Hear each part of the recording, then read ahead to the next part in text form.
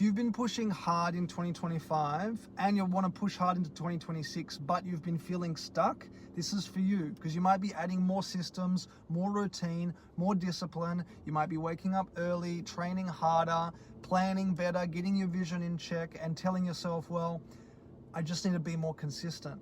But somehow, when you look back, your progress never actually matches the amount of effort and input. You're doing everything right, but you're still feeling behind, you're still feeling heavy, you're still feeling tight, you're still comparing yourself to other people, and you're not broken at all.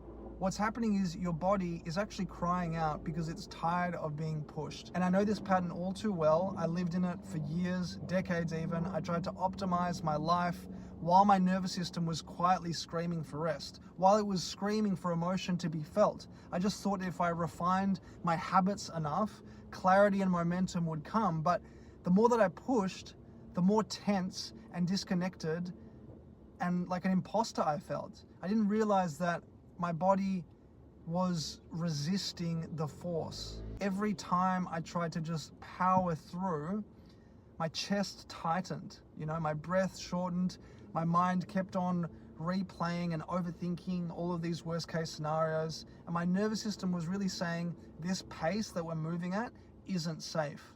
And the Tao talks about aligned action, about movement that comes from listening, not forcing, flow that comes from responding. And true healing and high performance didn't come for me when I tried harder. It came when I asked a different question. It's not how do I push through, but where am I bracing for impact instead of listening? What's causing me to feel on edge? And sometimes that shift is as simple as pausing before a workout instead of punishing yourself through it, admitting that you're exhausted instead of calling it weakness or laziness, or letting yourself slow down enough without turning it into a Netflix miniseries of doom and gloom and failure.